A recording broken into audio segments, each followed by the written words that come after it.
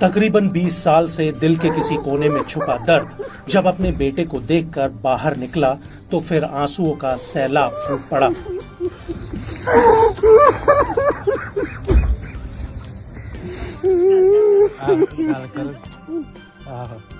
एक बाप के क्रंदन में कराह है, पश्चाताप है, आत्मग्लानि है, अफसोस है और अपने बेटे से बिछड़ने का गम भी है। 20 साल पहले एक फैसले ने जब पति पत्नी को तलाक का हवाला देते हुए अलग किया तो ये मासूम अपनी किस्मत को समझने की हालत में नहीं था। तलाक ने माँ बाप को अलग कर दिया तो बेटा भी अपने पिता से दूर हो गया।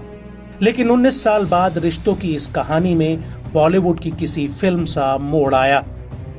एक बेटा अपने बाप को ढूंढते ढूंढते जापान से हिंदुस्तान चला आया और उसके बाद ये पहली मुलाकात सब कुछ बयां करने के लिए काफी है।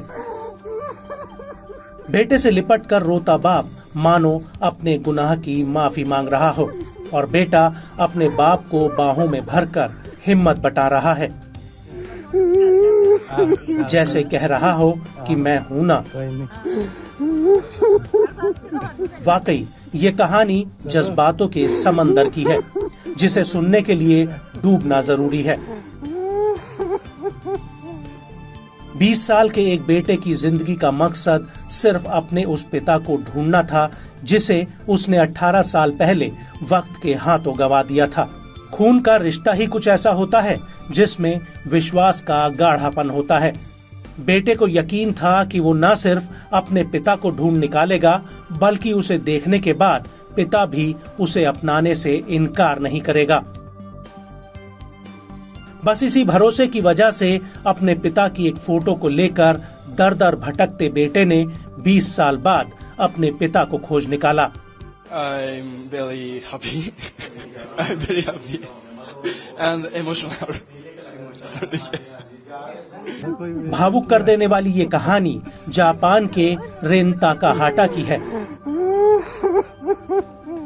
रिन ताकाहाटा अपने हाथों में माँ और पिता की पुरानी तस्वीरें थामकर अपने पिता की तलाश में घर से निकल गया। पिता का नाम लिखी हुई एक पर्ची और उसकी फोटो को वो घर घर दिखाता और सबसे पूछता कि उसके पिता को किसी ने देखा है क्या। रिन ताकाहाटा की ये अंतहीन कोशिश आखिर रंग लाई। जापान से भारत आने के बाद पंजाब में उसे अपने पिता के होने की उम्मीद जगी और फिर एक दिन पंजाब के फतेहगढ़ चूड़ियां रोड पर वो अपने पिता की तलाश करते हुए जा रहा था।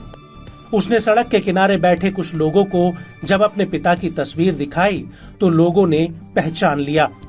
लोगों ने उसे फतेहगढ़ चूड़ियां रोड के समीप लोकारका रोड जाने को कहा, जहां रिन ताकाहाटा का पिता सुखपाल सिंह रह रहा था। जैसे ही रिन पिता के घर पहुंचा तो सुखपाल उसे पहचान नहीं पाया। जब उसके हाथ में अपनी तस्वीर देखी तो वो आश्चर्यचकित रह गया। रिन ने जब बताया कि वो उनका बेटा है तो सुखपाल और उनका परिवार अवाक रह गया। अपने बेटे से इस प्रकार मिलन होगा ये सुखपाल ने कभी सोचा भी नहीं था। रिन को देखकर सुखपाल ने उसे बाहों में भर लिया और फूट फूट कर रोने लगा। 2002 के करीब मैं स्टडी के लिए बाहर गया था, तो वापस आ रहा था अपना स्टडी फिनिश करके। फिनिश नहीं हुई थी, बीच में छोड़ के आ गया था, दिल नहीं लग रहा था। लेकिन बैंकॉक एयरपोर्ट पे इसकी मम्मा के साथ मेरी मुलाकात हुई थी फर्स्ट टाइम। तो वो इंडिया ही आ रही थी ताजमहल वगैरह देखने के लिए, तो उधर ही मेरी मुलाकात हुई थी। तो उसी टाइम के दौरान मेरी बातचीत हुई उनके साथ। मैंने उन्हें बताया अमृतसर के बारे में, हरमंदिर साहब के बारे में, वाघा बॉर्डर के बारे में।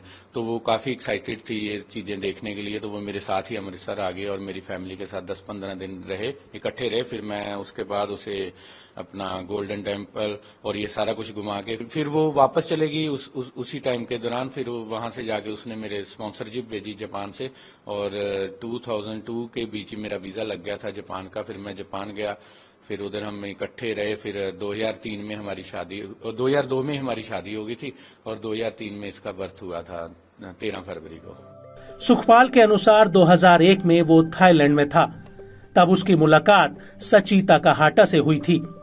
2002 में सची ताकाहाता जापान चली गई तो सुखपाल भी वहां पहुंच गया। सुखपाल और सची ने शादी कर ली और जापान के चिबाकेन में रहने लगे, जहां सची ताकाहाता ने एक बेटे को जन्म दिया जिसका नाम रिन ताकाहाता रखा गया।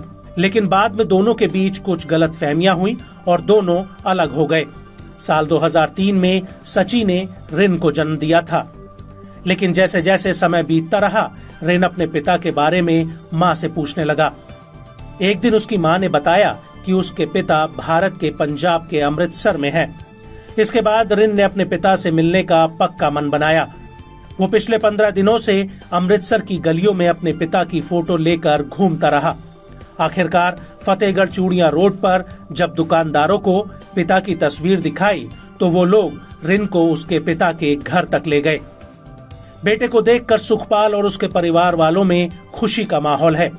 साल 2007 में भारत लौटने के बाद सुखपाल ने दूसरी शादी कर ली थी। दूसरी शादी से सुखपाल की एक बेटी है। अब खास बात यह है कि राखी के दिन उसका भाई रिन उससे मिला। अपने भाई को पाकर अवलीन पन्नू बहुत खुश है। अवलीन ने अपने भाई की कलाई पर पहली बार राखी बांधी। रखड़ी वाले दिन आए, मैंने बहुत बड़ा गिफ्ट मिल गया ते मेरे वैसे कजन भरा भी है, वो मेरे बहुत प्यार करते हैं, पर एक हुण रियल आ वो मैनू नाल रखणगे, हमेशा मेरे नाल रहणगे। पता नहीं अगली रखड़ी ते आपां नाल होईए ना होईए, पर एक रखड़ी ते मैं उन्हां नूं बन्नती आ। हुण मैं बहुत खुश हाँ। वहीं सुखपाल की दूसरी पत्नी ने भी बाहें फैलाकर रिन का स्वागत किया।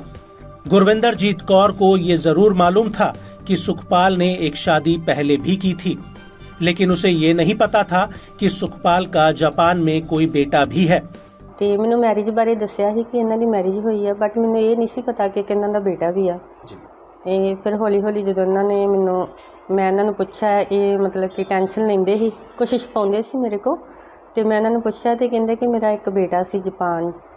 ਫਿਰ ਮਤਲਬ ਉਸ ਤੋਂ ਬਾਅਦ ਮੈਂ ਹੌਲੀ ਹੌਲੀ ਅਰਦਾਸਾਂ ਕਰਨੀਆਂ ਸ਼ੁਰੂ ਕੀਤੀਆਂ ਕਿ ਇਹ ਟੈਨਸ਼ਨ ਲੈਂਦੇ ਸੀ ਕਿ ਬੇਟਾ ਸਾਡਾ ਵਾਪਸ ਆ ਜੇ।